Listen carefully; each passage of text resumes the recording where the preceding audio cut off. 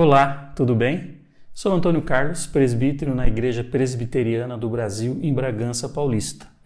Vamos continuar com a nossa aula da Escola Dominical, continuando a falar sobre Jonas, no capítulo 3, versículos de 1 a 10.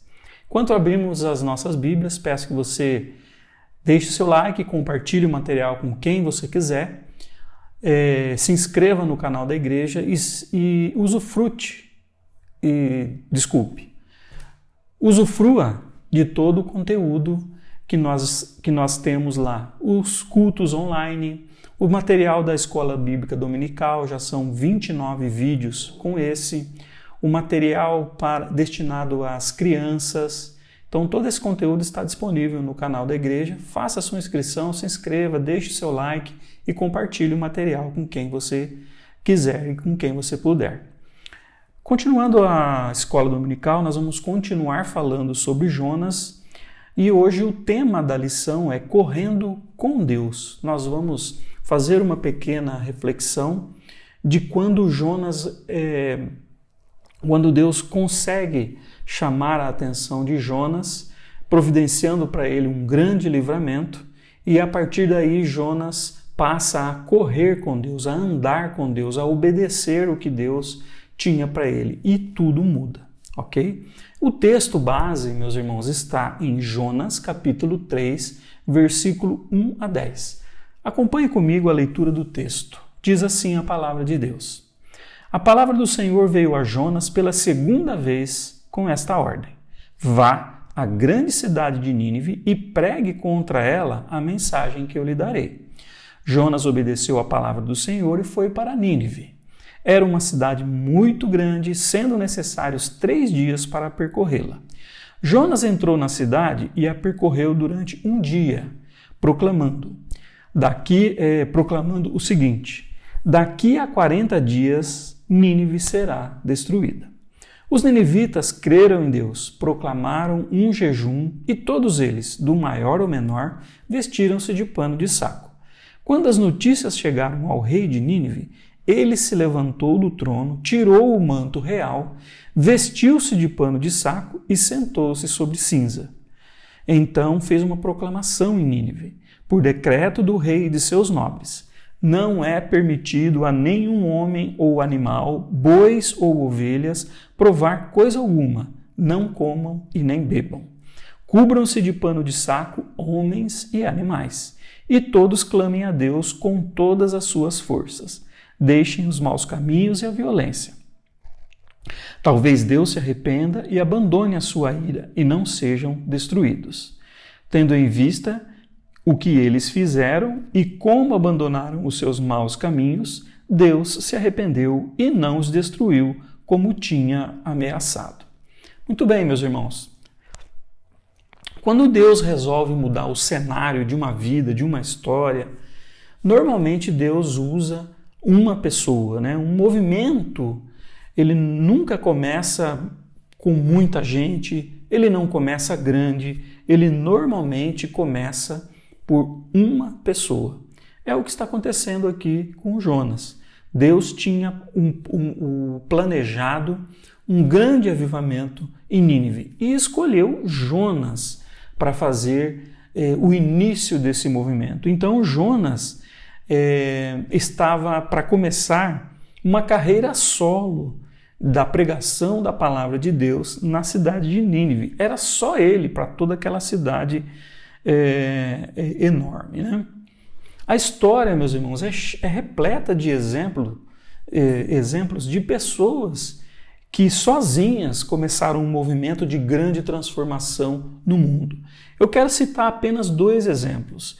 João Calvino é um grande exemplo, um homem que iniciou um movimento da reforma, foi um dos primeiros a se levantar as ideias reformistas, e Deus começou o movimento com ele. Veja o que aconteceu.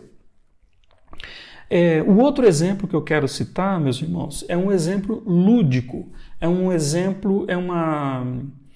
história real, mas assim em menor escala, né? Não como da reforma. Trata-se daquele filme Até o Último Homem.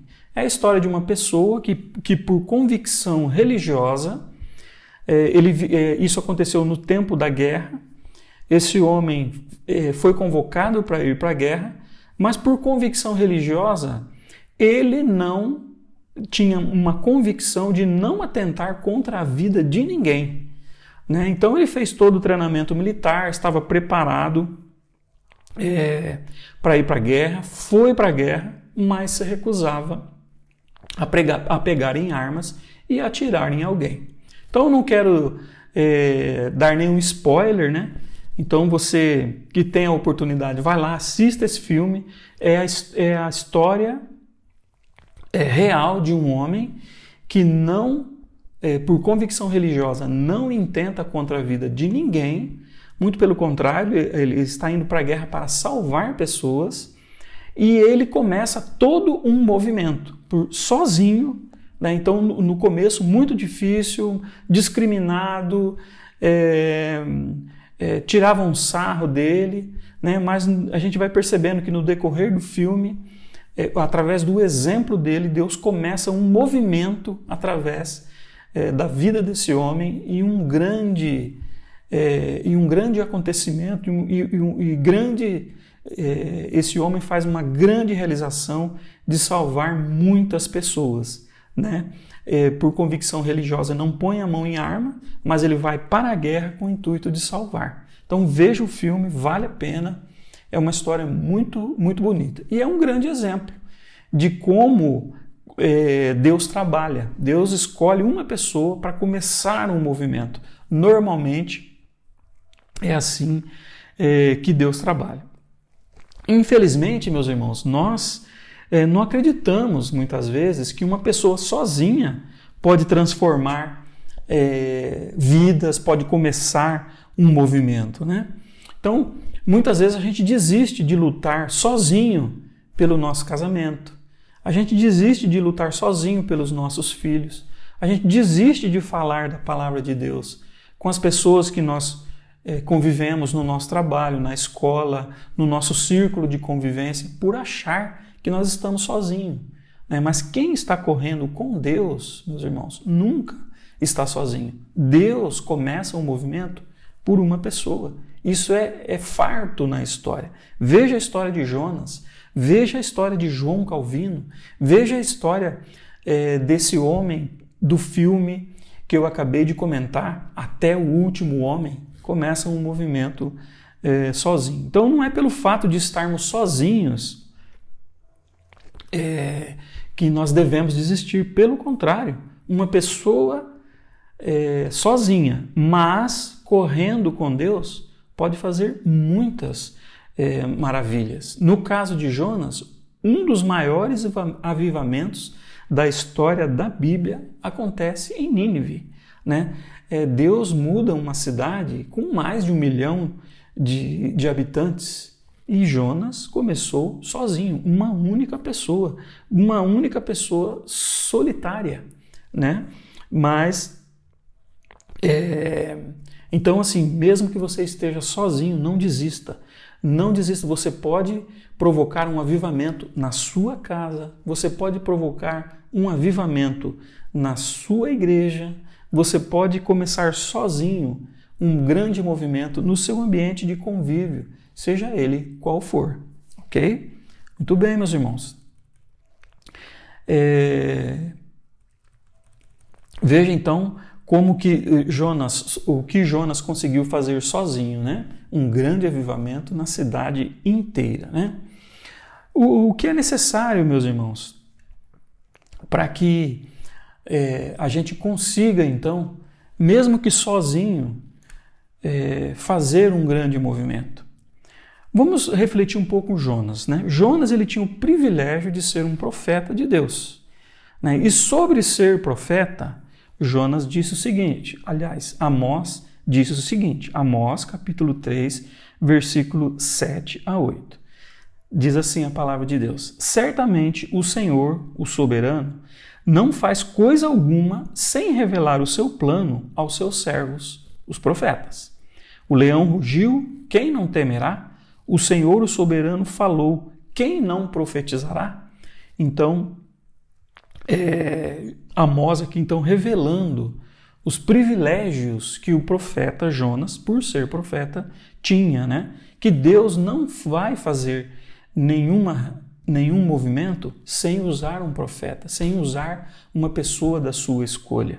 E quando o leão ruge, ou seja, quando Deus fala, quem não temerá? É irresistível quando Deus fala. E quando o Senhor soberano falou, quem não profetizará? Nos dá a entender assim também que o profeta também não tem escolha. Ele se sente impelido a profetizar, né? Então, o leão rugiu, quem não temerá? O Senhor, o soberano, falou, quem não profetizará? Então, Deus enfatizando assim que Deus providencia tanto o profeta, dando poderes ao profeta de proclamar, né? E tocando no coração das pessoas para que elas temam. O leão rugiu, quem não temerá? Né? Então, meus irmãos, Amós já advertiu lá no Antigo Testamento sobre como funciona essa relação do profeta, de Deus e o temor daqueles que vão ouvir a palavra de Deus. Meus irmãos, essa oportunidade veio para Jonas e ele precisava agarrá-la, né? Observe o seguinte, olha, Jonas capítulo 2, versículos 10 e o capítulo 3, versículo 1, diz assim, ó, e o Senhor deu ordens ao peixe e ele vomitou Jonas em terra firme. A palavra do Senhor veio a Jonas pela segunda vez com esta ordem. Meus irmãos, a graça de Deus aqui, ela se manifestou abundante para Jonas de duas maneiras. Primeiro, Jonas recebeu de Deus um grande livramento. Livrou-se da tempestade, livrou-se das profundezas das entranhas do peixe, das profundezas do abismo, e Deus fez com que o peixe vomitasse Jonas na praia, são e salvo, com sua vida preservada. Essa foi o grande livramento que Jonas recebeu de Deus. Porque Deus poderia ter abrido mão de Jonas. Você está correndo? Então deixe. Eu acho que uma das piores coisas que pode acontecer ao ser humano é isso, né? Deus extrapola na sua ira, na sua insatisfação com o ser humano e fala, não quer? Então deixa. Eu acho que é a pior coisa que pode acontecer para uma pessoa, né? Então, Jonas percebe a grande bobagem que ele tinha feito e recebe essa graça, esse grande livramento. E vejam, meus irmãos, Deus não só providenciou o livramento, como deu uma segunda chance para Jonas, né? A palavra de Deus veio pela segunda vez a Jonas com a seguinte ordem, que era a mesma ordem para que ele fosse e pregasse contra o povo de Nínive, né? Então, meus irmãos, a oportunidade que Jonas recebeu era uma oportunidade de que, são e salvo, ele poderia recomeçar novamente a sua vida do zero. Deus dá uma nova chance para ele, né? Então, Jonas não precisava mais continuar vivendo daquele jeito, fugindo, desnorteado, fazendo o que desse na cabeça, né? Ou seguindo apenas o seu coração, né? Então, o que Jonas fez? Jonas reavaliou, caiu em si, se arrependeu da sua rebeldia, reviu os seus caminhos e resolveu agir de acordo com o que Deus estava pedindo. Então, essa situação que Jonas passou foi muito chocante para ele, né? E aí, meus irmãos, o que eu quero dizer com isso? Que todo livramento divino pode ser uma segunda chance para nós. Aliás, é uma oportunidade para nós ouvirmos novamente, para nós crermos novamente e para nós obedecermos novamente. É uma nova oportunidade que Deus está nos dando. É uma nova oportunidade que Deus está está nos dando para que nós possamos abrir os nossos olhos e rever em que nós estamos sendo rebeldes, em que nós estamos sendo desobedientes, em que nós precisamos corrigir a nossa rota. Talvez, meus irmãos, quando a palavra de Deus vem pela segunda, pela terceira vez para nós, porque se Deus já falou comigo, por que Ele está falando de novo? A sua palavra está chegando de novo para mim, me chamando a atenção. Talvez, meus irmãos, muito brevemente, num passado muito próximo, talvez eu tenha negado o Evangelho de Cristo de novo. Então o Senhor coloca uma nova pregação, falando da cruz de novo, chamando nós para o arrependimento de novo. Toda vez que isso acontece, meus irmãos, é a palavra de Deus nos dando a segunda chance, mais uma chance, né? Então fique atento sobre a palavra que está chegando para você, né? Pode ser que a gente precise se arrepender de novo, que a gente precise ouvir a pregação da cruz de novo, que a gente precise se arrepender de novo, né? Porque Deus está dando uma segunda chance. Pode ser, meus irmãos, que a gente tenha desprezado as Escrituras, e o Senhor coloca as Escrituras de novo diante de nós. O pastor de lá do púlpito fala para nós sobre a leitura, a importância da leitura da palavra. É a palavra de Deus nos dando uma segunda chance. É a palavra de Deus nos dando mais uma oportunidade. Então fique atento, meus irmãos, ao que você está ouvindo no seu púlpito. Fique atento ao que o seu coração está pendendo, para onde o seu coração está pendendo. Pode ser o Espírito Santo de Deus te dando mais uma segunda chance para que você leia as Escrituras, né? Para que você tenha o coração amolecido novamente, pode ser que Deus esteja te tirando, te colocando sensibilidade no coração e mostrando que Ele te livra da tormenta, que Ele te dá um novo livramento. Preste atenção no que Deus está dizendo para você. Talvez, meus irmãos, a gente esteja insistindo num caminho contrário ao ensinamento bíblico, contrário à vontade revelada de Deus, e as coisas dão tudo errado. Tudo dá com os burros na água, nada dá certo e aquilo provoca sofrimento na gente, né? Mas Deus está nos dando mais uma oportunidade, meus irmãos, de corrigir a nossa rota, de agir de acordo com o ensinamento bíblico, de agir de acordo com a vontade revelada nas Escrituras, a vontade de Deus para as nossas vidas. Preste atenção, meus irmãos, pode ser a palavra do Senhor para nós pela segunda vez, assim como Deus fez com Jonas. Jonas se atentou para as bobagens que ele estava fazendo e Deus tirou ele, providenciou um grande livramento e deu uma segunda chance.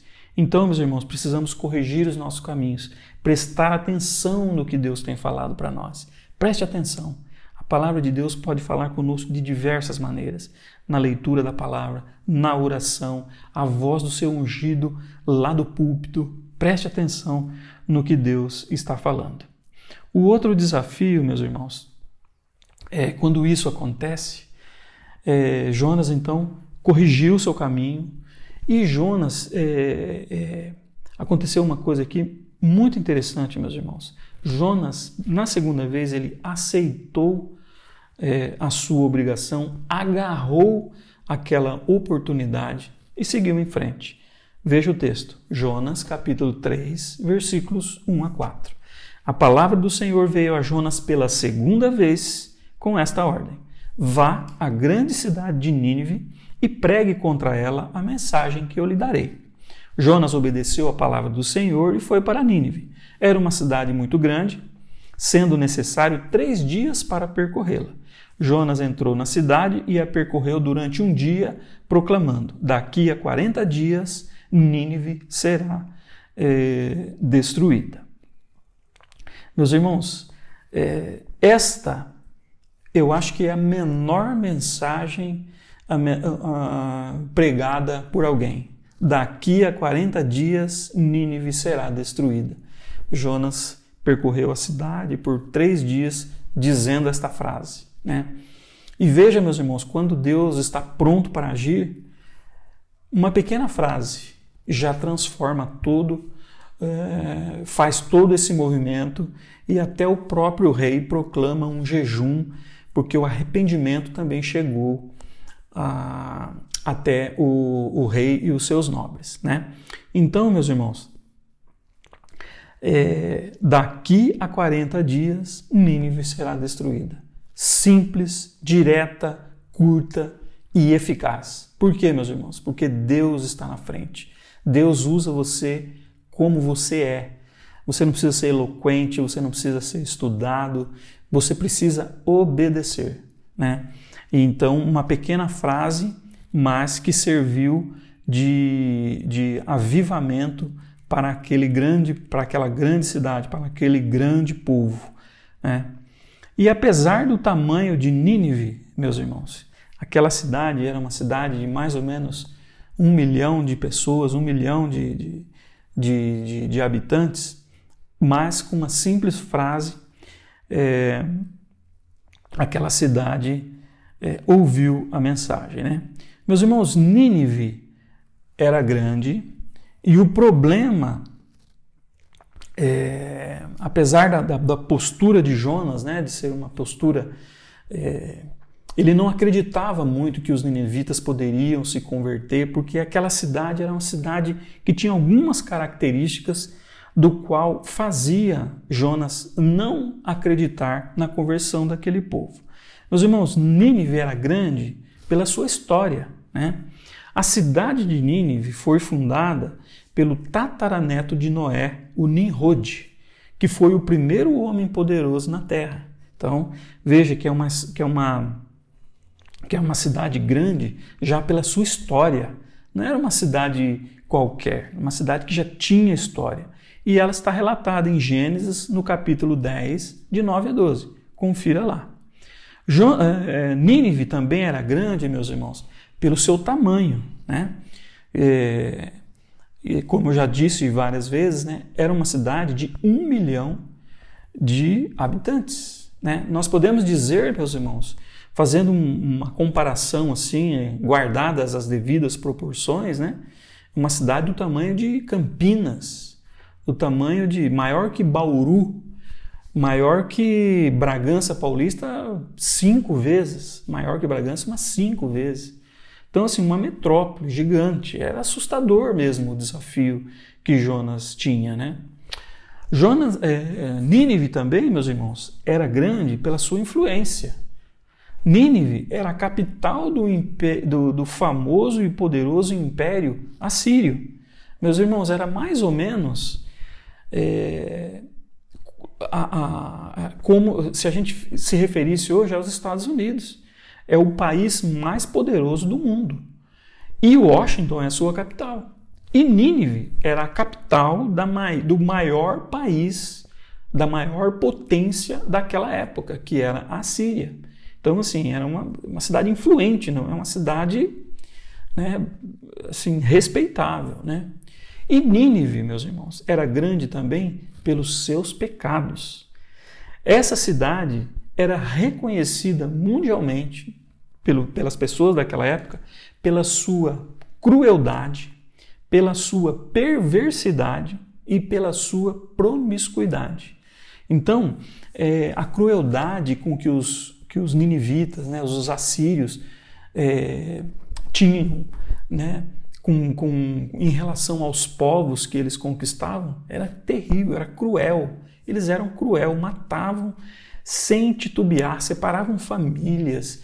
Eles eram conquistadores vorazes, cruéis, destemidos. Era um povo temido, né? E é lá que Jonas é mandado para pregar o evangelho de Deus. Então, perverso, promíscuo, né? Um povo promíscuo, com vários deuses pagãos, enfim, era terrível.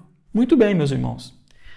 Quem, sozinho, humanamente falando, teria a chance de pensar que teria sucesso nessa empreitada? Uma cidade forte, petulante, poderosa, promíscua, uma superpotência, não só no sentido bélico, mas no sentido dos pecados, né?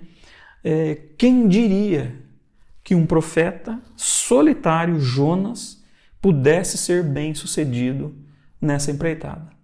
Somente porque está escrito na palavra de Deus e que Jonas estava correndo juntamente com Deus nessa empreitada, é que torna possível a gente acreditar nessa história.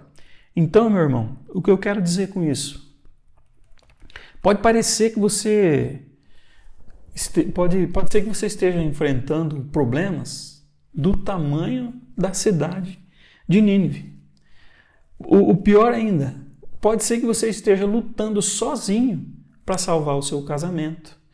Pode ser que você esteja lutando sozinho para salvar os seus filhos, para transformar a vida das pessoas que estão à sua volta. Mas, meu irmão, assim como Jonas, se você estiver correndo com Deus, a tua chance de sucesso é de 100%. Deus não vai te deixar na mão. Aceite o chamamento, aceite o desafio, confie em Deus, você não está sozinho. Pode parecer que o muro seja intransponível, mas com Deus tudo é possível. Então, meus irmãos, agarre as oportunidades que aparecem. Agradeça a Deus pelos livramentos, pelas coisas que estão acontecendo, porque Deus faz isso para chamar a sua atenção, para que você corrija a rota. Então, agarre essa oportunidade. Aceite a obrigação que Deus está colocando na sua mão e corra com Deus. Né? Não adianta ir sozinho. Sozinho ninguém tem sucesso. Mas creia que com Deus a tua chance de sucesso é total.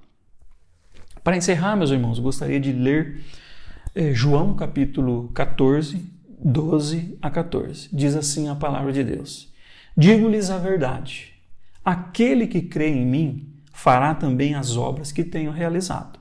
Fará coisas ainda maiores do que estas, porque eu estou indo para o Pai. E eu farei o que vocês pedirem em meu nome, para que o Pai seja glorificado no Filho. O que vocês pedirem em meu nome, eu farei. Essas são as palavras de Cristo, através do Espírito Santo que Ele nos deixou. Ele fala conosco, Ele está conosco. Eis que estou convosco todos os dias, até a consumação do século. Ninguém está sozinho. Essa luta, a sua luta, Deus está participando, Deus é figura baluarte nas nossas lutas. Então, guarde esse versículo com você. Digo-lhes a verdade, aquele que crê em mim fará também as obras que tenho realizado. Fará coisas ainda maiores do que estas, porque eu estou indo para o Pai. Eu farei o que vocês pedirem em meu nome, para que o Pai seja glorificado no Filho. O que vocês pedirem em meu nome, eu o farei. Amém?